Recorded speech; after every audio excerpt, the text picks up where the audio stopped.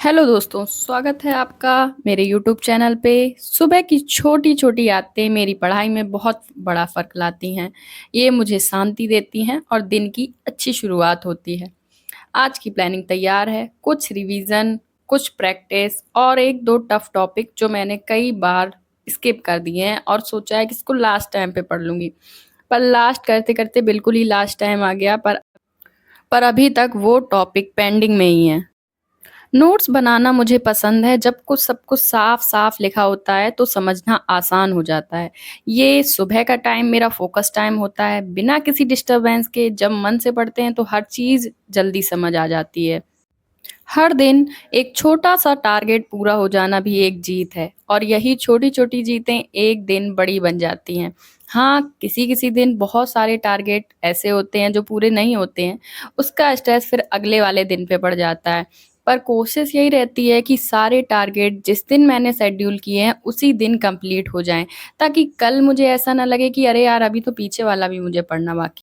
तो सुबह मैं नहा धो के अपनी टेबल पे आ गई थी और सबसे पहले मैंने यूपी जीके को उठाया, क्योंकि इसमें इतने ज़्यादा पोर्शन है पढ़ने के लिए जो मुझे बार-बार रिवाइज़ करने पे याद होता है। जैसे कि नदियाँ हैं, घाटियाँ हैं या परियोजना है, तो मैं बार-बार भूल जाती हूँ कि इसका क्या है, अनुसंधान है या कोई भी ऐसी छोटी-छोटी टॉपिक्स जो आप कभी नहीं पढ़ते हैं। अगर आपका कोई यूपी का स्पेशली एग्ज़ाम ना हो, तो जब कोई नया सब्जेक्ट मिलता है तो हाँ, उसमें टाइम तो लगता है और काफ़ी टाइम लग जाता है, जो शायद आप सोचते हैं कि यार इतने मार्क्स का नहीं आना था, इतना क्यों टाइम देना है इस सब्जेक्ट पे?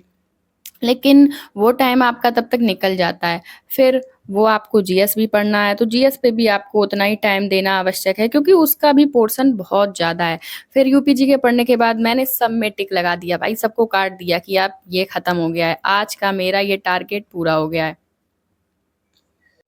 अब मेरे पास सिर्फ 4 ही दिन बचे हैं और जितने भी टॉपिक बचे हैं मुझे उसको कंप्लीट भी करना है और अपना बेस्ट से बेस्ट लास्ट टाइम वाला रिवीजन भी करना है। उसके लिए भी मुझे एक अलग से शेड्यूल बनाना पड़ेगा।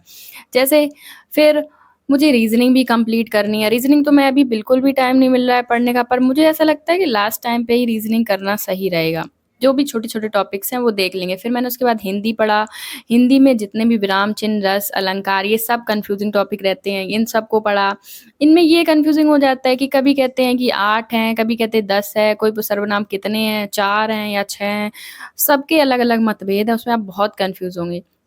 उसके बाद मैंने कंप्यूटर पढ़ा और उसमें जितने भी टॉपिक्स मुझे पढ़ने थे या जितने मेरे पेंडिंग थे वो भी पढ़े। उसके बाद मैंने सोचा कि यार टेबल पे बैठे-बैठे मेरे कमर में दर्द होने लगा है, तो हम अपने चारपाई पे बैठ जाते हैं, क्योंकि वहाँ आराम है और क्योंकि मैं रेंट पे रहती हूँ तो मेरे पास सिर्फ़ एक ही कूलर है और वो मैंने एडजस्ट कर रखा है उसी रूम में, जिसमें मैं अभी पढ़ाई कर रही हूँ, और टेबल के साइड मेरे पास सिर्फ़ एक फ़ैन है छोटा-सा, तो उससे मैं इतनी ही देर उस पे पढ़ सकती थी।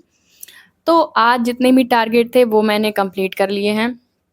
कोशिश थी कि और ज़्यादा मैं कर पाऊँ, पर वो नहीं हो पाता है, क्योंकि 7 दिन में आप क्या-क्या कर सकते हैं? आपके पास 24 घंटे होते हैं, आपका ब्रेन भी रिलैक्स चाहिए होता है, उसको भी मनोरंजन चाहिए होता है। हाँ, वो बात अलग है कि मुझे मनोरंजन का बिल्कुल टाइम नहीं रहता, क्योंकि मुझे खाना भी बनाना है, खाना भी है, अपने कपड़े भी धोने हैं, सफाई भी करनी है, हर काम खुद से करना है और फिर पढ़ाई भी करनी है टाइम निकाल के। तो भाई बहुत हेक्टिक डे हो जाता है ये, सब कुछ खुद से करना और फिर पढ़ाई भी करना। फिर सारे टारगेट कंप्लीट होने के बाद मैं फटाक से सो जा